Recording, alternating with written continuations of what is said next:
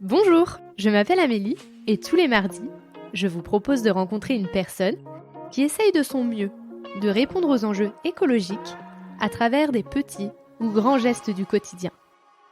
J'espère que vous écouterez avec affection leur chemin, leurs combats, leur colère, ainsi que leur joie, leur fierté et leurs bons conseils.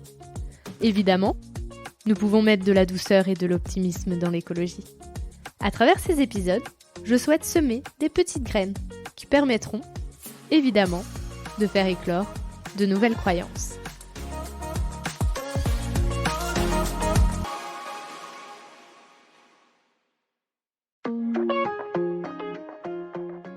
Et on est dans une maison qui brûle, mais on continue à s'extasier devant le nouvel iPhone qui va sortir.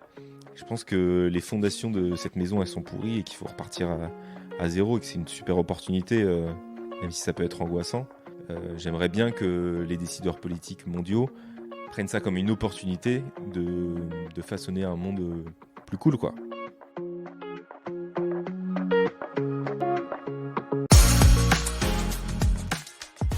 Clément essaie de mettre de l'écologie dans son quotidien, mais il se sent happé par la société qui lui rappelle que consommer, c'est la clé du bonheur.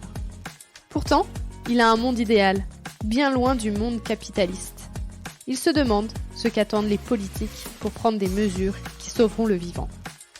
Pour autant, il sait s'entourer pour ne jamais perdre son optimisme. Je vous laisse en compagnie de Clément. Bonjour Clément. Bonjour Amélie. Pour commencer, une petite question signature, c'est comment te sens-tu quand je te dis écologie ? D'habitude, je t'aurais dit un peu optimiste, parce que je suis de nature optimiste. Mais je t'avoue que ces derniers temps, j'ai un peu le blues de l'écologie. Je dirais pas que je deviens éco-anxieux, mais j'ai des pensées pessimistes qui me viennent vis-à-vis de l'écologie et de la direction vers laquelle on va. Mais j'essaye quand même de rester optimiste et de garder cette nature-là. Quelles sont les petites choses qui font qu'en ce moment ça va pas trop ? Je sais pas, j'ai un peu l'impression qu'on va dans le mauvais sens en fait quand je vois, quand je regarde la télé ou que j'écoute les infos. J'ai l'impression qu'on parle assez peu d'écologie finalement, qu'on fait des petits problèmes ou des petites anecdotes des grands faits de société, mais qu'en fait on parle pas assez du monde qui est en train de s'effondrer. Moi j'ai un peu cette impression-là. Et en fait, ce que j'aimerais bien voir et entendre, c'est des visions de personnalités politiques ou publiques sur ce à quoi devrait ressembler le monde dans le futur. Et ça, je ne l'ai pas et ça m'inquiète un peu parce que j'ai l'impression que personnalités de droite comme de gauche, on s'enferme à penser dans un système. Et pour moi, ce système, il ne fonctionne pas. Du coup, j'aimerais bien qu'on arrive à voir plus grand. Et j'ai l'impression qu'on a du mal à sortir de ces cases-là. Et donc, à quoi tu te raccroches pour avoir un petit peu quand même d'optimisme dans ta vie ? Déjà, je suis optimiste par nature, donc je me dis ça va forcément bien se terminer, enfin pas trop mal en tout cas. Je pense qu'il y a toute cette culture du cinéma qui me dit que les films finissent toujours bien, donc nous ça va bien finir, mais c'est un peu con, peut-être. Et je sais pas, en fait, moi je trouve en fait il y a un côté assez plaisant dans imaginer le monde du futur. Moi, j'aime bien me dire que ce qui nous arrive, ça peut être aussi une opportunité de créer un monde avec plus de justice sociale, un monde du coup plus écologique, où il y aurait plus d'égalité. Et cette opportunité-là, j'aimerais bien qu'on la saisisse, mais c'est un peu le truc qui me rend optimiste avec l'écologie, c'est que c'est l'opportunité de construire une société plus bienveillante et ça, c'est agréable. Et sinon, comment toi tu te décrirais ou tu te présenterais sous le prisme de l'écologie ? Je dirais que je suis un écologiste convaincu qui est pas assez écolo dans sa vie de tous les jours, malheureusement. C'est-à-dire que théoriquement, je suis ultra d'accord avec tout ce que disent les écolos, mais j'ai vachement de mal à mettre ça en pratique dans ma vie du quotidien. Après, je suis pas non plus un désastre écologique à moi tout seul, mais c'est des efforts à faire qui sont compliqués à faire, je trouve, dans ce monde où il y a sans cesse des sollicitations pour acheter, pour consommer, pour voyager. Et j'ai du mal à me désensibiliser de ces sollicitations-là. Mais bon, c'est un travail qui prend du temps. Et, et donc, c'est des projets aussi que moi, de mon côté, je vais essayer de mûrir pour avoir une vie plus en accord avec mes valeurs au quotidien, quoi. Et toi, tu as fait un voyage Ouais. en van. Est-ce que tu peux un peu nous l'expliquer, comment ça arrivé parce que c'était avec ta compagne, Ouais, Claire. c'est ça. Et comment ça arrivé votre envie de faire ça? Pourquoi? Qu'est-ce que vous avez appris? En fait, de mon côté, ça fait... là, j'ai 28 ans, ça fait une dizaine d'années que je voyage régulièrement avec mes copains, souvent l'été. Et souvent, on faisait des voyages de 2 semaines, 2, 3 semaines sur le temps de l'été. Et à la longue, j'avais du mal à trouver du sens à ces voyages très courts. Et j'avais envie de prendre le temps de voyager, d'aller plus loin, mais en prenant le temps d'aller plus loin. Et puis ça s'est lié aussi à mon rapport au monde du travail qui est un peu compliqué, qui est un peu conflictuel. J'ai du mal à m'imaginer travailler de 35 heures par semaine, ce qui pourrait être la norme, voire peu pour plein de personnes. Et j'avais envie de me détacher de ce monde-là, parce que c'est un monde qui me stresse et qui m'angoisse. Je suis assez sujet aux angoisses quotidiennes. Du coup, j'avais envie de me créer un mode de vie qui puisse être agréable pour moi, c'est-à-dire avec pas trop de travail, et ensuite de construire ce voyage-là. Donc pendant 2 ans, j'ai trouvé un travail où je travaillais pas beaucoup, j'étais à 25 heures par semaine, mais je gagnais assez ma vie pour me satisfaire. Et en parallèle de ça, on a monté ce projet-là avec ma copine de construire un van aménagé et de partir en voyage. Et c'était un peu un fantasme qu'on avait depuis longtemps de construire un projet de A à Z autour du voyage. Parce qu'on avait tous les deux cette curiosité de découvrir des nouveaux pays, de se retrouver un peu en autonomie loin de chez soi, quoi, de sortir de sa zone de confort. Donc on a mis en place ce voyage-là et on est parti pendant 1 an en tour d'Europe. Donc des pays du Nord jusqu'à la Turquie. Et voilà, c'était trop cool. Et en plus de ça, toi, c'était pas la première fois que tu faisais ce type de voyage, même si tu sais que tu partais pour 3 semaines, tu partais quand même dans des conditions que tous les jeunes de nos âges ne font pas. Ouais, j'ai jamais été un grand fan des voyages en grand luxe. Quand j'étais jeune, avec mes parents, on partait en camping. Et du coup, quand moi j'ai commencé à partir de mon côté avec mes amis, on partait en camping sauvage. Ouais, l'idée, c'était d'être le plus loin possible de la civilisation et de s'imprégner vraiment de grands endroits naturels. Donc on a fait ces modes de voyage-là. J'ai aussi fait des modes de voyage moins au milieu de la nature, plus proche des gens, sur le concept des nuées culottées.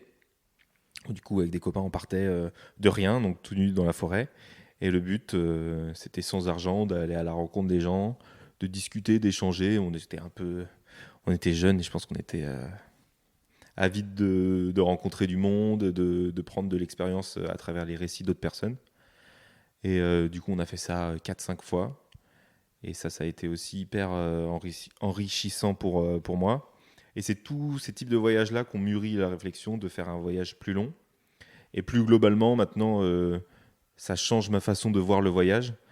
Je trouve ça hyper essentiel, en tout cas pour moi, de découvrir autre chose, de sortir de sa zone de confort ici en France.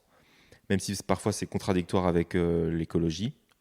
Mais de prendre le temps de voyager, c'est un peu essentiel. Du coup, voilà, je voulais construire un projet autour de ça sans avoir besoin de prendre l'avion pour 2 semaines, quoi. Oui, parce que quasiment dans aucun de tes voyages, tu as pris l'avion. Non, c'est assez rare. Souvent, on part en voiture et on évite globalement. Après, je m'interdis pas de prendre l'avion dans ma vie, même si c'est une empreinte carbone non négligeable, parce que je pense que cette soif-là de découvrir des nouveaux endroits, elle va prendre le dessus à un moment sur les besoins écologiques que je peux me définir. Mais en tout cas, maintenant, on s'est dit que si on partait en avion, ce serait pas pour 2-3 semaines, mais ce serait pour découvrir des plus grands territoires pendant longtemps pour avoir à le prendre le moins souvent possible. Ouais. Mais on a du mal à se dire qu'on est écolo à 100% et à pas prendre l'avion du tout. Pour l'instant, en tout cas, on n'en est pas là. Donc toi, tu as choisi le stop pour faire tes voyages. C'est beaucoup dans le partage. Exactement. Ouais, c'est de découvrir parfois juste les paysages, mais aussi souvent avec les populations locales, avec des échanges. Et toi Voilà. qui as fait plusieurs pays donc en Europe, Mhm. est-ce que tu as vu des différences en termes de transition écologique à travers les pays que tu as pu voir et aussi un peu la beauté et la fragilité de la nature? Ouais, alors je trouve que globalement, là, on a voyagé 1 an en Europe jusqu'en Turquie. Le capitalisme et le système capitaliste, on le retrouve partout. Les grandes villes, les grandes industries, ça c'est partout. La pauvreté, on la retrouve partout aussi. Et c'est un peu fou de se voir ces mondes qui s'entrechoquent partout. C'est-à-dire que là où le capitalisme grandit, les inégalités grandissent aussi. Et donc même dans les pays pauvres qu'on a pu visiter, la richesse et la pauvreté se côtoyaient de près. C'est pour ça que pour moi, je considère qu'il n'y a pas de justice écologique sans justice sociale et que c'est deux sujets étroitement liés.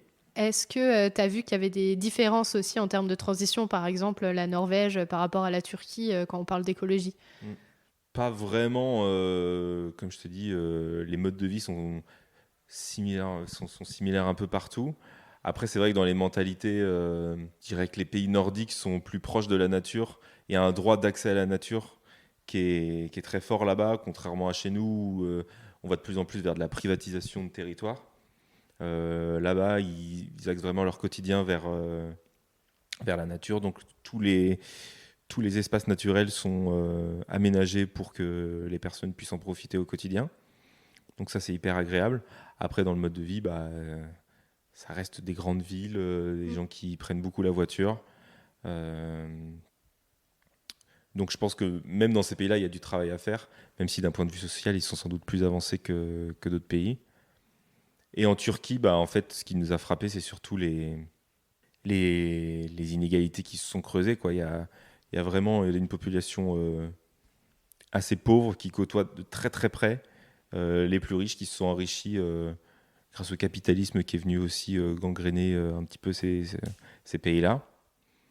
Et, et c'était assez dur à voir parce que c'est c'est là-bas en Turquie où on a vu le plus de personnes en détresse financière et donc quand on commençait à discuter d'écologie avec eux, on voyait bien que c'était pas du tout une préoccupation quotidienne pour eux et comme en France, on peut pas reprocher aux personnes les plus modestes de ne pas avoir cette sensibilité-là parce que c'est une charge mentale qui est pas facile à avoir quand on n'a pas les moyens. Parce que être écolo, ça coûte cher financièrement, mais aussi mentalement, quoi. C'est une charge mentale qui, en plus, pour moi, est injuste d'attribuer aux plus pauvres, parce que ce seront les premières victimes du réchauffement climatique. Et pour autant, c'est pas eux qui contribuent le plus à la pollution.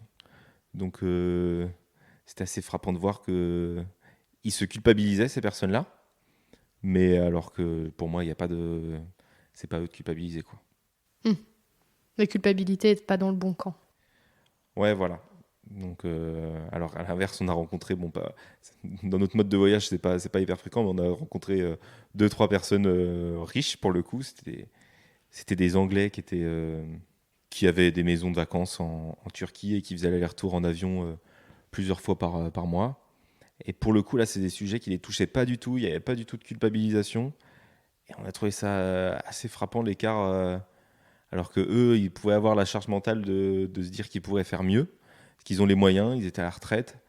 Et, et en fait, on a vraiment senti là le conflit d'intérêts du fait que les personnes les plus riches, qui pour moi sont le plus responsables du réchauffement climatique, n'ont pas forcément d'intérêt direct à ce que on enraye cette situation. Parce que eux, en fait, ça va aller pour eux. Ils ont les moyens de survivre. Et donc Donc c'était un peu cynique comme manière de voir les choses, je l'ai trouvé. Oui, c'est comme ça qu'eux, ils voient les choses. Que de toute manière, même si ça explose, grâce à l'argent qu'ils ont, ils en sortiront, quoi. Bah, en fait, ils se sentent pas du tout concernés ou touchés à court terme. Et du coup, il n'y a pas d'intérêt, je pense, pour eux, déjà financier, parce qu'ils réfléchissent beaucoup en termes d'intérêt financier, d'enrayer cette situation. Et c'est un sujet qu'ils prennent, ces personnes-là ont pris à la rigolade. Et ça nous a un peu choqués. Ouais. Ouais. Et je trouve que c'est très révélateur. Ça, on l'a vu en Turquie, mais on le voit la même chose en France, du comportement de nos politiques ou des entreprises qui ont l'air de se désintéresser complètement de cette cause-là au profit de causes que je considère comme minimes, quoi. Et c'est ça qui me révolte le plus, et c'est pour ça que je te disais au début de l'interview que j'étais un peu en colère en ce moment, c'est que ça me révolte le fait qu'il n'y ait pas de prise de conscience, que ça avance pas du tout du point de vue politique, alors que pour moi, c'est le politique qui a le pouvoir de le faire avancer les choses le plus rapidement possible. Et donc ça commence à me frustrer qu'on reporte quotidiennement la responsabilité sur les individus, alors que le pouvoir politique fait rien. C'est-à-dire que là, quand cet hiver, on demandait aux personnes de moins se chauffer, de moins s'éclairer, et qu'en parallèle, il y a des avions, il y a des jets privés qui continuent à circuler partout en France, c'est-à-dire qu'il y a quand même un problème dans la manière de gérer la crise écologique. Bah après, moi, j'ai la sensation qu'ils n'ont pas l'impression qu'il y a une crise écologique. Ils ont les chiffres devant eux, ils ont conscience, mais ils ont, comme je te disais tout à l'heure, je pense qu'il y a conflit d'intérêts. Ils n'ont aucun intérêt à bouger. Et je pense qu'à un moment, le changement passera forcément par du militantisme, une rébellion de la population qui, j'espère, prend conscience des enjeux écologiques. Toi, tu as la sensation autour de toi qu'il y a de plus en plus de personnes qui comprennent ces enjeux ? Bah, j'ai l'impression déjà que dans notre génération, il y a une conscience assez forte que le monde de demain ressemblera pas du tout au monde d'hier. Et ça se concrétise notamment par le fait que dans mon entourage, il y a plein de personnes qui n'ont pas forcément envie d'avoir d'enfants, alors que je pense qu'il y a 2-3 générations, c'était pas forcément envisageable. Alors après, ça s'explique par l'écologie, mais ça s'explique aussi par la libération de la parole de la femme qui a plus forcément envie d'être dans cette situation de mère au foyer ou d'être réduite à ça. Et ouais, je pense que notre génération, elle prend conscience de ces enjeux écologiques et qu'il manque une petite étincelle pour débloquer une rébellion qui pourra peut-être, j'espère, mener à des meilleures décisions politiques pour faire comprendre à nos décideurs politiques qu'il faut vraiment bouger et vite. Et toi, si on repart un peu sur ce que tu fais aujourd'hui, tu fais de la photographie. Ouais. Et notamment sur la nature. Pourquoi ? Depuis tout petit, moi j'ai grandi en campagne et depuis tout petit, j'avais envie d'utiliser mon temps libre pour aller dans la nature. Et pour moi, c'est une manière de respirer, de sortir d'un monde urbain que je trouve étouffant. Et je sais pas, dans le fait de prendre les photos, il y a aussi figer un souvenir, figer un instant, et c'est hyper important pour moi cette notion de souvenir. Et je m'en suis rendu compte là dans le voyage. J'aimais bien prendre des photos de sites naturels qui évoluaient avec le monde et le réchauffement climatique. Je te donne un exemple tout bête. En Turquie, il y avait un volcan au milieu d'un lac salé. Et en fait, ça faisait 10 ans qu'il n'y avait plus de lac salé. Et du coup, j'ai trouvé ça assez fort de prendre cet endroit en photo et de récolter le témoignage des habitants du coin qui nous disaient que ça faisait depuis des générations que les habitants venaient à ce lac salé et que depuis 10 ans, il n'y avait plus d'eau du tout, jamais, à aucun moment de l'année. Et je trouve que la photo, c'est une manière aussi de se rendre compte de l'évolution du monde. Et c'est ça que j'aime faire quand je prends des photos. Et si on revient un peu sur ta notion de travail dont tu disais tout à l'heure que tu te sentais pas à l'aise avec cette notion, moi je trouve que la notion de travail, en fait, ça dépend ce qu'on entend derrière. Aujourd'hui, on entend beaucoup le travail en entreprise, alors qu'en réalité, et ce qui nous rapporte de l'argent, alors qu'en réalité, moi par exemple pour le podcast, ça fait 2 mois que je travaille, mais gratuitement. Parce que je n'ai pas de monétisation et pour autant, on ne peut pas dire que j'ai pas d'activité. Ouais. Et je pense que toi, c'est un peu cette même façon de voir les choses. En fait, je trouve on confond souvent travail et emploi. C'est-à-dire que je trouve qu'on travaille beaucoup trop. En fait, on produit sans cesse, on a toujours cette obsession de la croissance, c'est-à-dire produire plus que l'année d'avant. C'est quand même assez fou que la réussite d'un pays se base sur la croissance. C'est un concept qui est complètement à l'inverse des enjeux climatiques. Et moi, j'ai plutôt tendance à dire que mon utopie, ce serait un monde où on prend plus le temps, on travaille moins parce qu'il n'y a pas forcément besoin de travailler autant, de produire autant. Et travailler moins, c'est-à-dire avoir un emploi qui prend moins de temps. Mais à côté de ça, ça permettrait aussi de s'engager dans des causes qui nous tiennent plus à cœur. C'est-à-dire que si on travaille 20 heures au lieu de 40, eh ben forcément, ça libère du temps dans notre semaine. Et c'est du temps qu'on peut consacrer à des sujets qui nous tiennent à cœur, si c'est pas possible, si notre travail remplit pas cette tâche-là. Et c'est par exemple ce que tu fais avec ton podcast, mais toi à plein temps. Et je trouve ça hyper important que les citoyens puissent se réengager dans la vie d'un pays à travers du bénévolat. Parfois, ça peut même être juste de s'occuper de sa famille. Et on a perdu cette notion-là de prendre le temps de faire des choses qui nous plaisent en dehors du travail. C'est ce qu'on appelle loisir, alors qu'en fait, le loisir, ça devrait être une grosse partie de la vie et le travail, une plus petite partie. Et donc, quand je disais au début que c'était plaisant d'imaginer le monde de demain, moi, c'est un peu cette utopie-là que j'aimerais bien rêver et construire. C'est un monde où on prend le temps de s'occuper des uns des autres, de découvrir, et pas forcément d'avoir un emploi qui nous prend toute notre semaine et toute notre vie. On va devoir travailler jusqu'à 67 ans, quoi. Oui, puis pour toi, en fait, cette diminution du travail, elle est aussi en lien avec l'écologie parce que ça diminuerait la consommation. Bah ouais, complètement. Je trouve que le concept de travailler plus, c'est le monde capitaliste qui a amené ça avec le concept de la croissance. Alors que je trouve que baser la réussite d'un pays sur cet indicateur-là, c'est un non-sens. Alors on pourrait prendre en compte le bonheur des gens. Et en fait, les pays avec le plus de croissance ne sont pas du tout les pays où les gens sont les plus heureux. Et je trouve qu'on s'est éloigné de l'essence même du vivant, qui est de vivre une vie où on est en harmonie avec notre environnement et notre entourage. Et je trouve ça assez triste. Et du coup, ce combat écologique, c'est l'opportunité de construire ce monde-là en repartant sur des bases saines, parce que là, j'ai l'impression qu'on est tous dans une maison qui brûle, comme l'a dit un certain Jacques Chirac, que je porte pas forcément dans mon cœur en plus. Et on est dans une maison qui brûle, mais on continue à s'extasier devant le nouvel iPhone qui va sortir. Je pense que les fondations de cette maison, elles sont pourries et qu'il faut repartir à zéro et que c'est une super opportunité, même si ça peut être angoissant.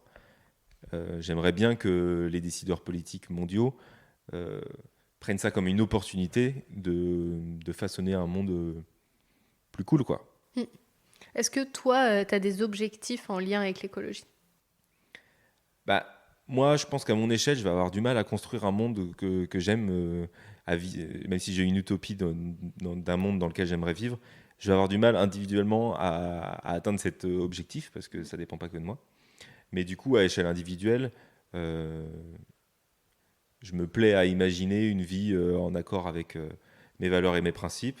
Donc j'ai des projets d'éco-hameau avec des amis à moi, où on pourrait vivre en société, en mini-société ensemble, dans un cadre écologique, où j'aurai un emploi qui ne me prend pas non plus toute ma semaine, quitte à gagner moins. Voilà, c'est un sacrifice que je suis prêt à faire sans problème. Et voilà, une vie plus proche de la nature, m'éloigner un peu des villes où j'ai l'impression que j'ai pas forcément ma place. Donc c'est des projets que j'essaye de construire au quotidien et qui me donnent aussi de l'optimisme sur l'avenir, quoi. Et c'est pour ça que je pense qu'il faut rester optimiste, parce que c'est l'optimisme qui nous donne la force de construire des projets cool, quoi. Et est-ce que toi, tu aurais des conseils et des bonnes pratiques pour les gens qui nous écoutent, qui pourraient être dans ton angoisse ou dans ta colère? Moi-même, quand je te disais, je ne suis pas irréprochable dans mon écologie au quotidien, mais je pense qu'il faut faire de son mieux. Il faut avoir conscience des enjeux climatiques, c'est un premier pas hyper important. Et ensuite, je pense qu'il faut s'engager politiquement. Alors le politique, c'est pas que nos représentants politiques. Le politique, c'est dans la vie de tous les jours. C'est porter des causes avec ses proches, avec les inconnus aussi. Je pense qu'il faut s'engager dans le politique, dans le militantisme, pour défendre des causes auxquelles on croit. Ça, c'est hyper important pour moi, d'aller plus loin que plus manger de viande toute la semaine. C'est-à-dire d'utiliser de l'énergie pour changer le monde, façonner le monde en collectivité, quoi. Et donc, je pense que s'investir dans le monde politique, même s'il y a un désintérêt de plus en plus fort du politique de la part des Français, je trouve ça un peu dommage parce que c'est encore une fois un moyen d'action qui pourrait être plus simple et plus rapide. Et donc, j'aime bien dire aux gens que c'est quand même bien d'aller voter. Même si c'est pas trop à la mode, c'est quand même un levier qu'on a, qu'il faut utiliser en parallèle d'autres choses, bien sûr. Et en dernière question, ce serait plutôt de savoir qu'est-ce que l'écologie pour toi? Je vais me répéter, je suis désolé. Pas grave. Mais l'écologie, pour moi, c'est imaginer et co-construire ensemble un monde demain qui alliera écologie, justice sociale, égalité. Et du coup, c'est ça pour moi l'écologie. Du coup, c'est une note positive parce que pour moi, on ne peut pas être écologiste si on est malheureux. Et donc, il faut se servir de cette utopie qu'on a chacun en tête pour avancer vers le positif. Voilà. Il y a une autre question qui me vient par rapport à ta réponse. Ouais. C'est est-ce que tu penses que c'est parce que on est malheureux que l'écologie n'avance pas aussi vite? Je pense que c'est ça. Et en fait, la culpabilisation constante des individus fait qu'on est malheureux, fait qu'on fait l'autruche, qu'on n'a pas, qu'on se dit que de toute façon, c'est foutu. Du coup, mon action individuelle ne pourra rien changer. Et je pense que c'est ce discours-là qu'on nous met dans la tête de culpabilisation qui est contre-productif au possible. Et le problème, c'est que ce discours-là de culpabilisation, de dire qu'il faudra que nous, on fasse des efforts, il vient de nos responsables politiques, et alors qu'ils devraient déclencher une machine qui nous permet d'avancer dans le bon sens. Et j'ai l'impression qu'ils nous font plus reculer qu'avancer. Merci d'avoir écouté cet épisode. J'espère qu'il vous a donné envie de participer à la transition écologique et vous a donné une nouvelle oreille attentive à ce qui nous entoure. Si le cœur vous en dit, je vous propose de me laisser un avis, de vous abonner et de me rejoindre sur Instagram, Facebook et LinkedIn. Vous pouvez m'envoyer un message à évidemment vie.e2ment.podcast@gmail.com. En attendant mardi prochain, je vous souhaite, évidemment, de jolis moments de vie en pleine nature.